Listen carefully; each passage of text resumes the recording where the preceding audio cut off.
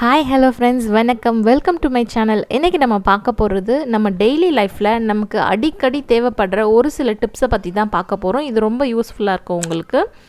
Tip number 1 என்னென்னா, நம்ம நிறைய கோதுமை மாவை அரைச்சி வைக்கும்போது பார்த்திங்கன்னா அதில் பூச்சி வண்டுலாம் வர்றதுக்கு சான்ஸ் இருக்குது. சீக்கிரமே அது கெட்டு போகிறதுக்கு சான்ஸ் இருக்குது. ஸோ அப்போது நம்ம அது கெடாமல் இருக்கணும்னா அதில் பிரிஞ்சி இலை அங்கே ஒன்றும் இங்கே ஒன்றுமா நம்ம போட்டு வச்சோன்னா கண்டிப்பாக அது ரொம்ப நாளுக்கு கெடாமல் மணமாகவும் ஃப்ரெஷ்ஷாகவும் எப்போவுமே இருக்கும்.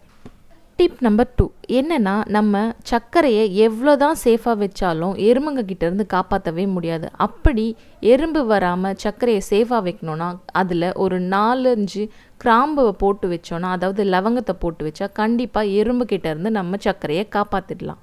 ஓகே ஃப்ரெண்ட்ஸ், இந்த டிப்ஸ் உங்களுக்கு பிடிச்சிருந்தா மறக்காமல் என்னோடய சேனலை சப்ஸ்கிரைப் பண்ணுங்கள், லைக் பண்ணுங்கள், ஷேர் பண்ணுங்கள், கமெண்ட் பண்ணுங்கள். தேங்க்யூ, பாய், டாடா.